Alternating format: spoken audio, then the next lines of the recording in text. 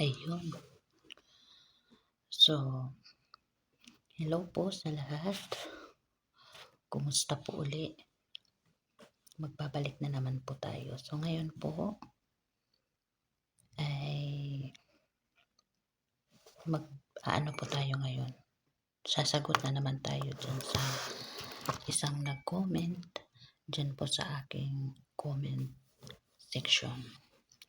So, bago po ang lahat ay magandang araw po.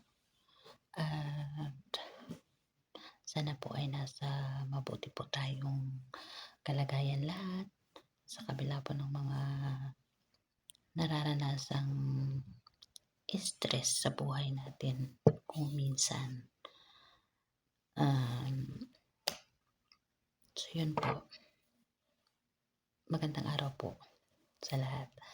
So yan po, didiretso na po tayo doon sa akin pong pakay sa aking video na ito. Ito po ay patungkol doon sa isang nag-react po sa aking video.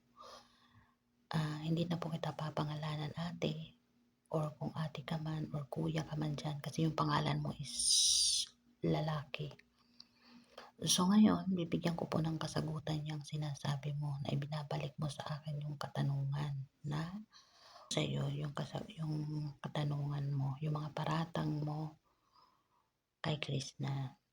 Yung sinasabi mo na ako daw wala akong alam, wala akong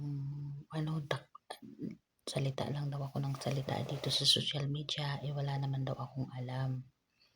So ngayon ma'am, kung ma'am ka man, ibabalik ko sa iyo yung tanong, ikaw may alam ka po ba? At nagre-react ka po ng ganyan. Alam mo po ba yung buong pagkatao ni Krishna na hinuhusgahan mo ng ganyan-ganyan na lang? Kilala niyo po ba yung tao? Wala naman din po kayong alam, hindi niyo rin naman din po siya kilala. So ngayon, kung wala na rin naman po kayong magandang sasabihin dito, huwag po kayong mag-comment ng ganyan kasi nakakasakit po kayo ng damdamin ng ibang tao. Yung makakabasa po ng inyong comment. Okay po? Alam mo, ma'am, hindi naman din, kahit naman ikaw hindi mo rin naman alam, kahit supporter ka pa ni kung sino man dyan yung sinusuportahan mo, hindi mo rin naman kilala yung buong pagkatao niya, di ba? Hindi mo rin, kaya huwag mong sasabihin kung ano man po yung pinagtatanggol mo or kung ano-ano man po yung mga opinion mo sa sarili mo. Huwag ka po magsasalita din ng ganyan na kulang na lang ikaw ba, kilala mo ba si Krishna na magsabi ka ng ganyan na malandi yung tao? Diba? Na may makipagharutan pa doon sa, alam mo ba kung anong nangyari doon sa Mindoro? Makapagsalita ka po ng ganyan. Kasama ka ba sa kanila na gano'n na lang po yung panghuhusga mo kay Krishna? Nandoon ka ba sa sitwasyon na yon para ganyan ka manghusga? Kahit nga sila kahit nga si Sir Paul mismo, nagsabi naman siya na wala naman cheating nangyari. Wala naman Siya mismo, sa kanya din bibig na lumabas yung nagsabi siya na wala namang ganong nangyari. So ikaw, kung hirap na hirap ka kay Krishna, alam mo yung nararamdaman mo po? Kung ano yan, didiretsuhin po kita, inggit. Iwasan mo po yan ate, yung mag-inggit ka sa kapwa mo. Kasi kung inggit ka, alam mo, walang mangyayari sa buhay mo kung lagi ka nalang inggit sa kapwa mo. Tandaan nyo po yan. Wala pong mangyayari sa buhay mo kung inggit ka lang sa buhay ng ibang tao. Kaya ako dito, nagdadaldal ako, hindi naman ako nagsabi na inanuhan ko sila. Anong tawag nito, kinainggitan ko sila. Hindi naman. Wala po akong inggit sa puso ko. Ang dinadaldal ko po dito is, panoorin niyo po yung mga nauna kong video kung saan ako nagsimula. Ang una ko po ditong inano ko sa kauna-unahan kong video na nag-react ako dito, yung tungkol doon sa live na sinabi ni Sir Paul na ang lahat ng yun ay teleserye lamang. So, doon ako nag-react.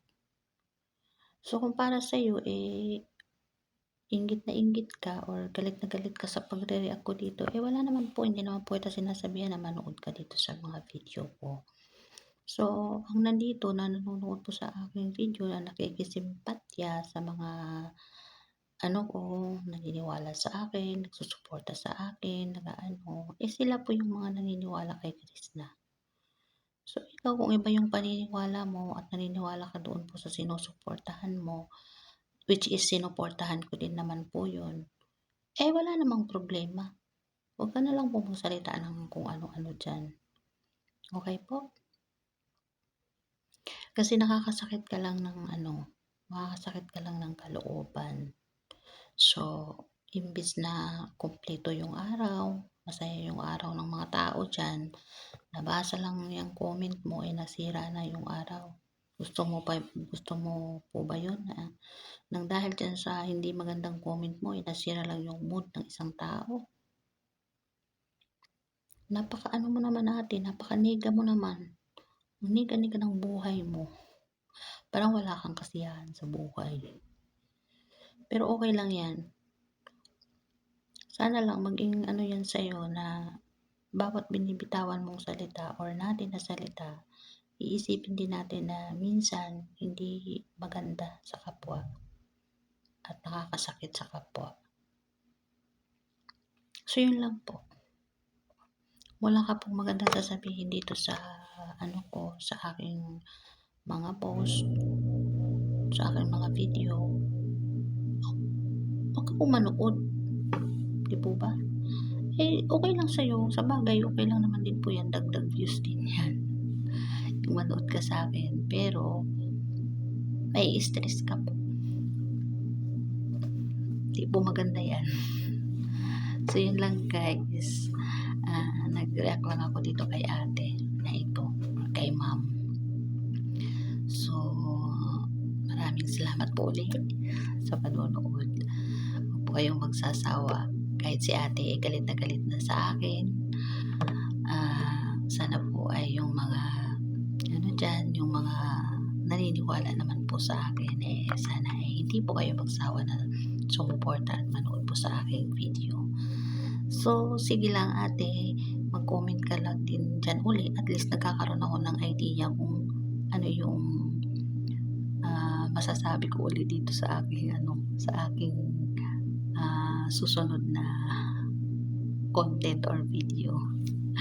Salamat sa iyo ate sa negative comments mo dyan. Thank you sa iyo. Magandang araw sa iyo at sana ay hindi ka na ma-stress. Yun lang. Bye-bye po. Maraming salamat po ulit and God bless po sa ating lahat.